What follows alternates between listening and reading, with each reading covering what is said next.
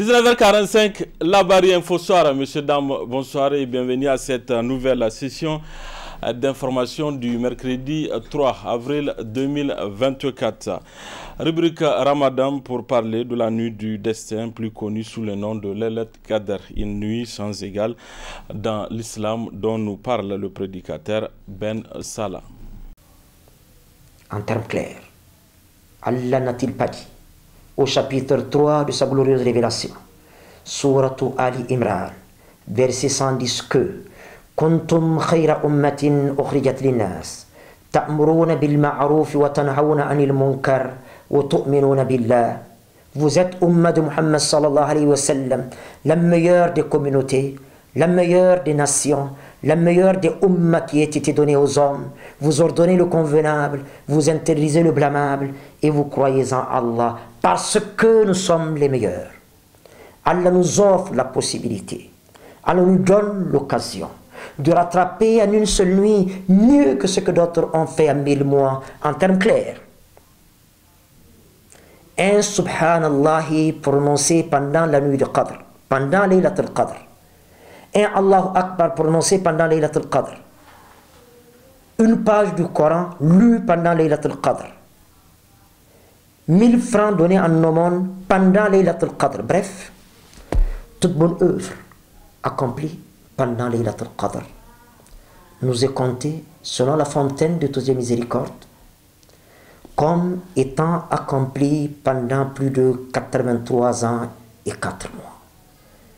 Comme nous sommes les meilleurs, et parce que il est clair que rares sont parmi nous qui vont atteindre 83 ans et 4 mois, alors que par la grâce de la fontaine de toutes les miséricordes, celui qui a 50 ans aujourd'hui et qui, par la grâce de Dieu, a eu à faire 35 ans de jeûne, et si par la grâce d'Allah, il a eu 35 Laylat al-Qadr, eh bien ça fait 35 fois plus de 83 ans et 4 mois. C'est vous dire que la miséricorde d'Allah est infinie. Et Ummah de Muhammad sallallahu alayhi wa sallam, nous devrons nous réjouir parce que Allah subhanahu wa ta'ala, dans sa miséricorde infinie, nous offre tous les moyens, nous donne toutes les occasions pour réussir ce rendez-vous avec sa face resplendissante au lieu de majesté de gloire. Dans le cadre des préparatifs de la fête de Ramadan, les marchés de la capitale offrent une multitude d'options pour la confection des rideaux, à l'exemple du marché de Yantala dit Abu Taghi. C'est un reportage de Romanatou Al-Fazazi et Sadou Doumi. À moins d'une semaine de la fête de Ramadan, les marchés de la capitale offrent une variété d'options pour la confection des rideaux. Au niveau des boutiques spécialisées dans la vente de tissus et de mercerie, se trouve une abondance d'articles, à savoir bobines de fil, de rubans et d'accessoires de décoration. À l'exemple de cette boutique située au marché de Yantala, dit Habtaghi. Les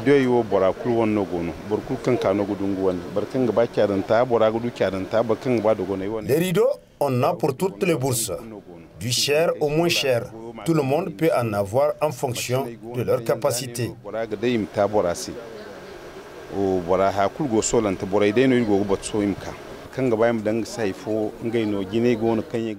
Les jeunes garçons qui confectionnent les rideaux sont sur place et n'attendent que la clientèle.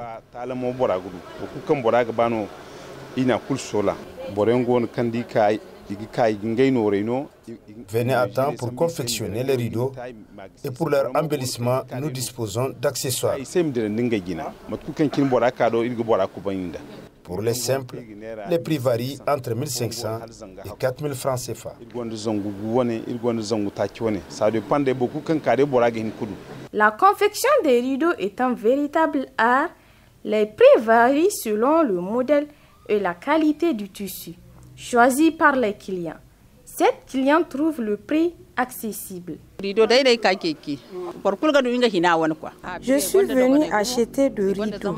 Chacun peut y avoir en fonction de ses moyens et les prix sont abordables. Cette activité enregistre un chiffre d'affaires croissant, surtout en cette période. Les rideaux contribuent à la décoration des maisons. Au quartier aéroport télécentre Sebarout, les habitants sont de plus en plus confrontés à un problème d'approvisionnement en eau potable. Alerté, la rédaction de la télévision a dépêché une équipe pour saisir le problème de plus près. Il s'agit de Boubacar Ibrahim et Nasser Seydou. Mercredi 3 avril, 11h30 environ, au quartier aéroport télécentre Sebarout, aucune goutte d'eau ne coule dans les robinets. En effet, pendant que les uns et les autres se préoccupent de la non-disponibilité de l'électricité, au quartier aéroport télécentre Sebarout, l'on se préoccupe plutôt de trouver de l'eau. Ici, pour trouver de l'eau, il faut se lever tard dans la nuit. D'après Tidjani Seydou Nafiou, cela fait 3 ans qu'ils sont dans cette situation. Notre problème ici est dû au problème d'eau. Cela fait plus de 3 ans aujourd'hui qu'on est confronté à ce genre de problème. L'eau ne vient pas comme avant.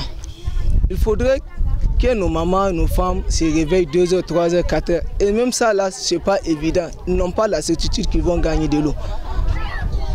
Je suis parti même personnellement à la direction ici, se trouve une direction ici à l'aéroport. Je leur ai posé la question. Cela fait quelques moments qu'on ne gagne pas l'eau. Ils m'ont dit que non, c'est dû au problème des circuits et ils vont régler ça. Et jusque-là, rien n'a signalé.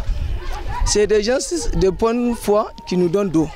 Les porteurs d'eau, comme on l'appelle les garois, ils vendent leur tonneau à 1000 francs. Et ce n'est pas à la portée de n'importe qui de payer ça à 1000 francs. Vous venez ici, ils vendent ça à 25 francs, les 25 litres. C'est cher, on a besoin d'aide. Il lance un appel pressant à l'endroit des autorités pour venir à bout de leur calvaire. Mon appel, c'est d'intervenir le plus tôt possible. Parce que sans l'eau, je crois bien, la vie sera encore plus chère que ça. Voilà, la vie, et l'eau c'est la vie, comme ils disent. L'eau c'est la vie, donc on a besoin d'eau. Oui. Il faut nous aider quand même. La population souffre, les habitants souffrent. À retenir enfin que pour trouver de l'eau dans la journée, les habitants de ce quartier jouissent du concours des voisins aisés ayant installé des châteaux d'eau dans leurs maisons. Place à présent au rendez-vous hebdomadaire de la chronique judiciaire dont le numéro d'aujourd'hui traite de l'audience de mise en état. Le sujet est abordé par maître Moustapha Amidou Niébé. Maman, il est avocat à la cour. Très bonne réception à vous.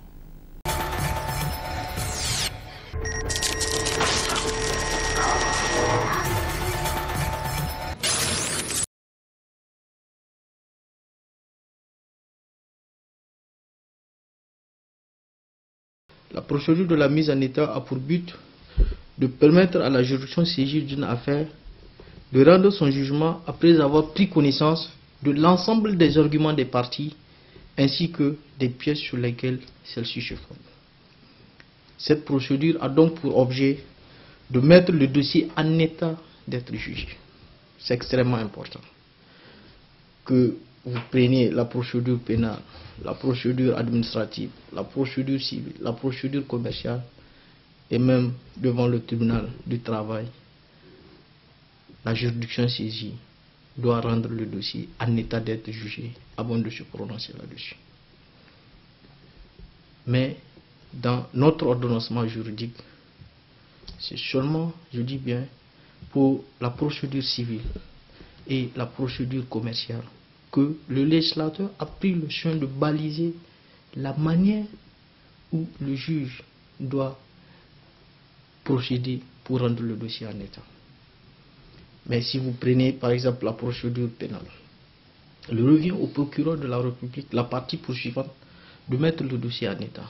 Et cela se traduit par l'envoi des citations à toutes les parties. Il faut que les citations soient régulières, il faut que les citations reviennent, rentrent dans le dossier.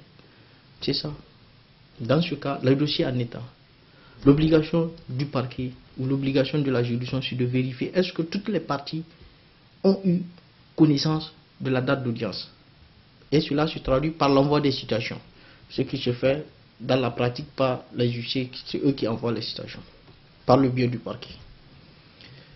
Si vous prenez la matière coutumière, le dossier doit être en état d'être jugé. Le juge va vérifier est-ce que les pièces ou les arguments qui vont lui permettre de rendre une belle décision ou une décision en conformité du droit sont dans le dossier. Et là, le dossier est en état. Maintenant, spécifiquement, on va parler d'une procédure où le législateur a pris le soin de préciser comment le juge doit y procéder. Pour la procédure civile, cela a été expliqué dans la loi 2015-23 du 23 avril 2015 portant code de procédure civile. Et cette loi a été modifiée, je dis bien modifiée, dernièrement par la loi numéro 2019-02 du 30 avril 2019, modifiant et complétant la loi numéro 2015-23 du 23 avril 2015 portant code de procédure civile. Pour la procédure commerciale, cette loi a été reformée dernièrement par la loi 2019-01 du 30 avril 2019 fixant la composition, l'organisation, la compétence et la procédure à suivre devant les tribunaux de commerce et les chambres spécialisées en République du Niger.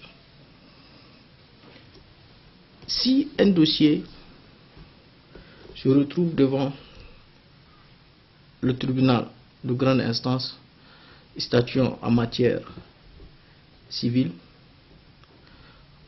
on renvoie le dossier à ce qu'on appelle, parce que le dossier va venir à l'audience pour la première fois, c'est ce qu'on appelle l'appel de cause.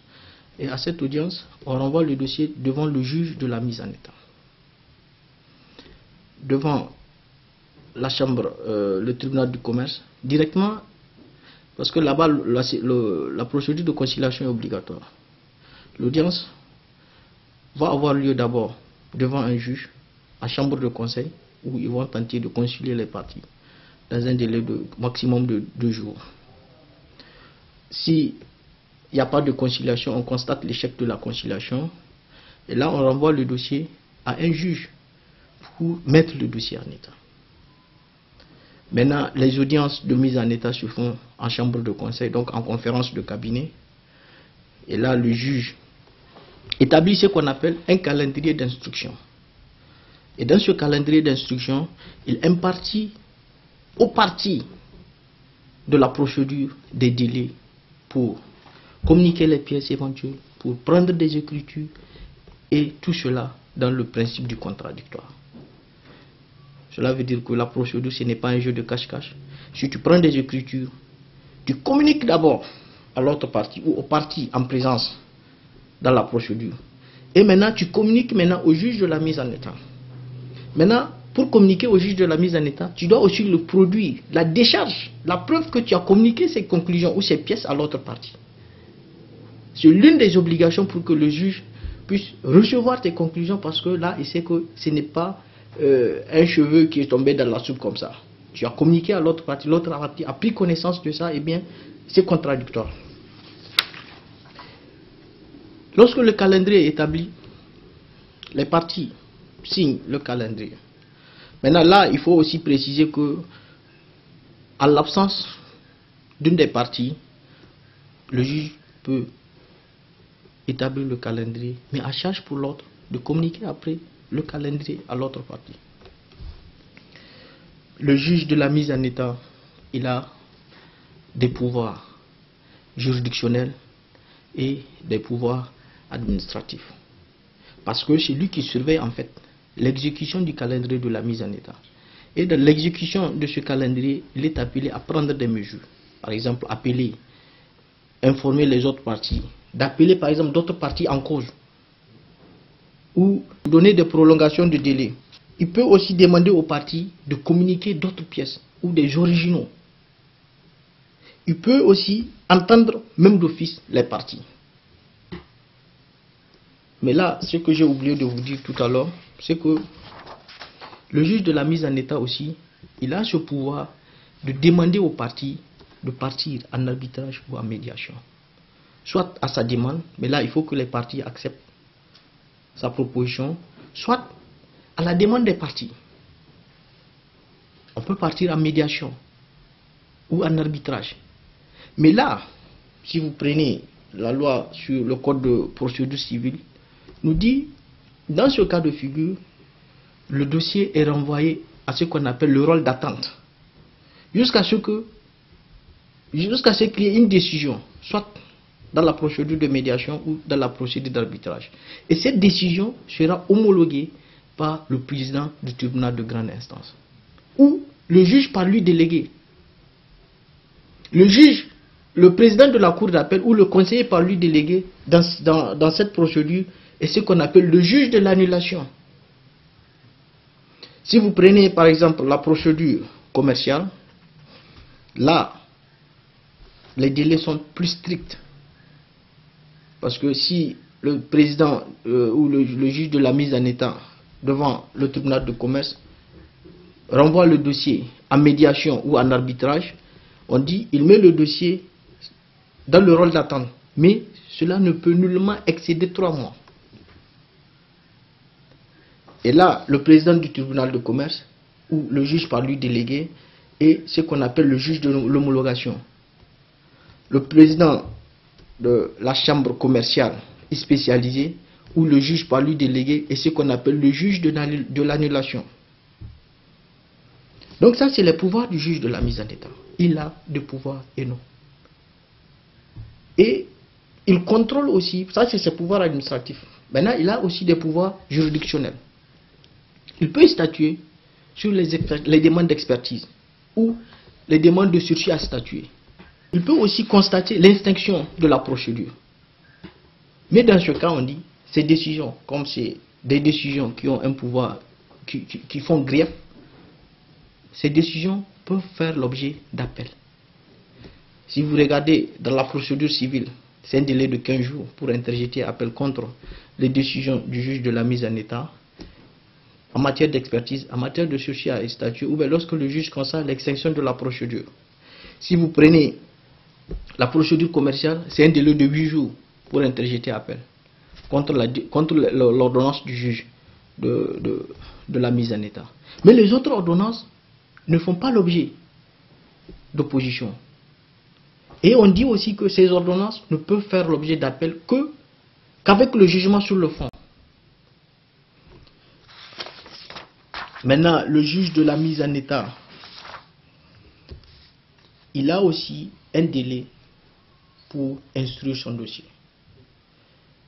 Si vous prenez la procédure commerciale, parce que c'est à ce niveau qu'il y a plus de délai, comme chez les affaires, il y a la célérité, ça compte extrêmement. C'est extrêmement important de tenir compte de ça. Là, on dit que le juge de la mise en état, devant le tribunal de commerce, il a un délai de 30 jours pour clôturer son dossier, pour mettre son dossier en état. Et là, s'il constate qu'il ne peut pas faire ce travail dans un délai de 30 jours, soit parce que l'affaire est complexe, soit parce qu'il a besoin de plus de temps pour bien instruire le dossier, pour mettre bien le dossier en état, et bien dans ce cas, il fait une demande motivée au président du tribunal qui statue par ordonnance pour l'autoriser. Et là aussi, on dit que ce délai ne peut pas excéder 15 jours. Donc, devant le tribunal du commerce, le dossier, au maximum, devant le juge de la mise en état, ne peut pas dépasser 45 jours. Mais là, si on revient dans la procédure civile, là, à ce niveau, il n'y a pas de délai. On dit juste que dans un délai raisonnable. Donc là, il appartient au juge de la mise en état, en fonction de la complexité de l'affaire, des actes à poser, de prendre un délai raisonnable pour mettre son dossier en état. Lorsque ce juge finit l'instruction de son dossier, eh bien, il prend ce qu'on appelle une ordonnance de renvoi, une ordonnance de clôture, puis renvoyer l'affaire. Donc, il renvoie son affaire, il prend l'ordonnance, il notifie l'ordonnance aux parties et il renvoie maintenant à l'audience de plaidoirie.